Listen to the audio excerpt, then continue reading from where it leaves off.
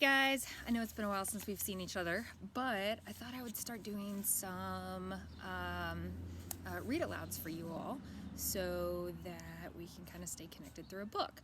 So I know my class was reading Wonder, and I know some of you were looking forward to finishing that. If you were in my class last year and didn't read it, then now we are able to go ahead and finish it up. So no assignments with this, just listening and following along whenever you want.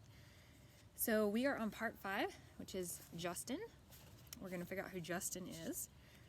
His quote is, "Sometimes I think my head is so big because it is so full of dreams." And that's by John Merrick in Bernard Pomerance's The Elephant Man. Olivia's brother. The first time I meet Olivia's little brother, I have to admit I'm totally taken by surprise. I shouldn't be, of course. Olivia's told me about his syndrome, has even described what he looks like, but she's also talked about all his surgeries over the years, so I guess I assumed he'd be more normal looking by now. Like when a kid is born with a cleft lip and has plastic surgery to fix it, sometimes you can't even tell for the little scar above their lip. I guess I thought her brother would have some scars here and there, but not this. I definitely wasn't expecting to see this little kid in a baseball cap who's sitting in front of me right now. Actually, there are 2 kids sitting in front of me. One is a totally normal-looking kid with curly blonde hair named Jack. The other is Augie. I like to think I'm able to hide my surprise. I hope I do. Surprise is one of those emotions that can be hard to fake, though. Whether you're trying to look surprised when you're not, or trying to not look surprised when you are. I shake his hand. I shake the other kid's hand. Don't want to focus on his face. "Cool room," I say. "Are you Via's boyfriend?" he asks. I think he's smiling. Olivia pushes down his ball cap. "Is that a machine gun?" the blonde kid asks. Like I haven't heard that one before. And we talk about Zydeco for a bit, and then Via's taking my hand and leading me out of the room. As soon as we close the door behind us, we hear them laughing. "I'm from Brooklyn," one of them sings. Olivia rolls her eyes as she smiles. "Let's go hang out in my room," she says. We've been dating for 2 months now. I knew from the moment I saw her, the minute she sat down at our table in the cafeteria, that I liked her. I couldn't keep my eyes off of her. Really beautiful, with olive skin and the bluest eyes I've ever seen in my life. At first, she acted like she only wanted to be friends. I think she kind of gives off that vibe without even meaning to. Stay back, don't even bother. She doesn't flirt like some other girls do. She looks you right in the eye when she talks to you, like she's daring you. So I just kept looking her right in the eye too, like I was daring her right back. And then I asked her out and she said yes, which rocked. She's an awesome girl and I love hanging out with her. She didn't tell me about August until our 3rd date. I think she used the phrase a craniofacial abnormality to describe his face. Or maybe it was a craniofacial anomaly. I know the one word she didn't use was deformed though, because that word would have registered with me. "So what did you think?" she asks me nervously the second we're inside her room. "Are you shocked?" "No," I lie. She smiles and looks away. "You're shocked." "I'm not," I assure her. "He's just like what you said he'd be." She nods and plops down on her bed. Kind of cute how she still has a lot of stuffed animals on her bed. She takes one of them, a polar bear, without thinking and puts it in her lap. I sit down on the rolling chair by her desk. Her room is immaculate. "When I was little," she says, "there were lots of kids who never came back for a second play date. I mean, lots of kids. I even had friends who wouldn't come to my birthday because he would be there. They never actually told me this, but it would get back to me. Some people just don't know how to deal with Augie, you know?" I nod. "It's not even like they know they're being mean," she adds. They were just scared. I mean, let's face it, his face is a little scary, right?" "I guess," I answer. "But you're okay with it?" she asks me sweetly. "You're not too freaked out or scared?" "I'm not freaked out or scared." I smile. She nods and looks down at the polar bear on her lap. I can't tell whether she believes me or not, but then she gives the polar bear a kiss on the nose and tosses it to me with a little smile. I think that means she believes me, or at least that she wants to. Valentine's Day. I give Olivia a heart necklace for Valentine's Day, and she gives me a messenger bag she's made out of old floppy disks. Very cool how she makes things like that. Earrings out of pieces of circuit board, dresses out of t-shirts, bags out of old jeans. She's so creative. I tell her she should be an artist someday, but she wants to be a scientist, a geneticist of all things. She wants to find cures for people like her brother, I guess. We make plans for me to finally meet her parents. a Mexican restaurant on Amesfort Avenue near her house on Saturday night.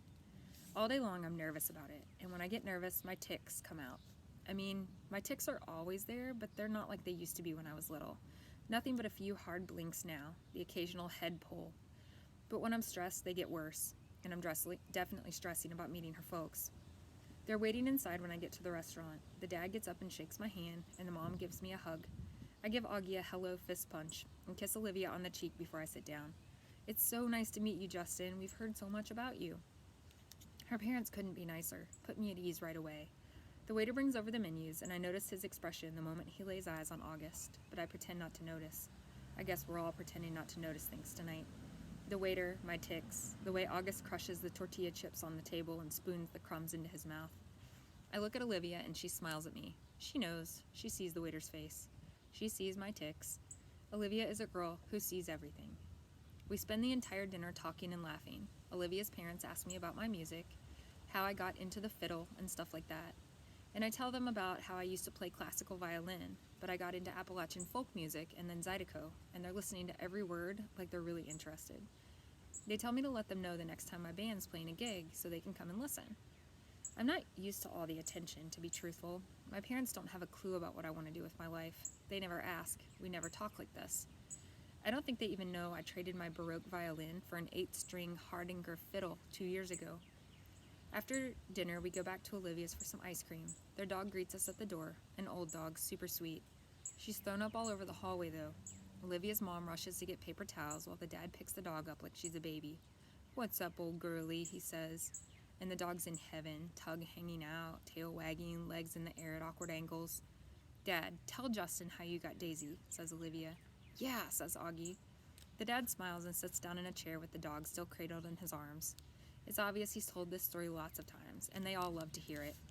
"So I'm coming home from the subway one day," he says, "and a homeless guy I've never seen in the neighborhood before is pushing this floppy mutt in a stroller. And he comes up to me and says, 'Hey, mister, want to buy my dog?' And without even thinking about it, I say, 'Sure, how much do you want?'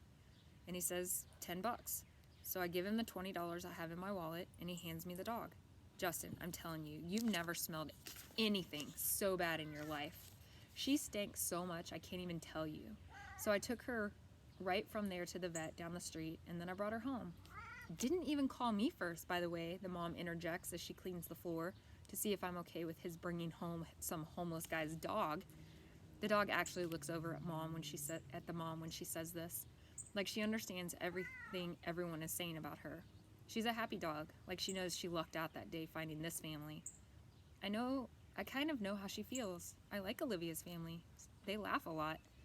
My family's not like this at all.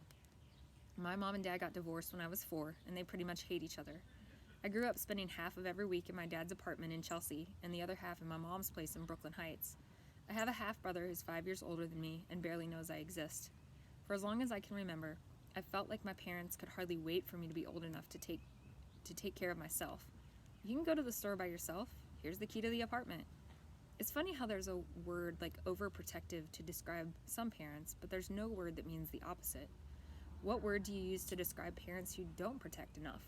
Underprotective? Neglectful? Self-involved? Lame? All of the above? Olivia's family tell each other, "I love you" all the time. I can't remember the last time anyone in my family said that to me. By the time I go home, my tics have all stopped. Our Town. We're doing the play Our Town for the spring show this year. Olivia dares me to try out for the lead role, the stage manager, and somehow I get it. Total fluke. Never got any lead roles in anything before. I tell Olivia she brings me good luck. Unfortunately, she doesn't get the female lead. Emily Gibbs, the pink-haired girl named Miranda, gets it. Olivia gets a bit part and is also the Emily understudy. I'm actually more disappointed than Olivia is. She almost seems relieved. "I don't love people staring at me," she says, which is sort of strange coming from such a pretty girl. A part of me thinks maybe she blew her audition on purpose. The spring show is at the end of April. It's mid-March now, so that's less than 6 weeks to memorize my part, plus rehearsal time, plus practicing with my band, plus finals, plus spending time with Olivia. It's going to be a rough 6 weeks, that's for sure. Mr. Davenport, the drama teacher, is already manic about the whole thing. Will drive us crazy by the time it's over, no doubt. I heard through the grapevine that he's been planning on doing The Elephant Man, but switched it to Our Town at the last minute. and that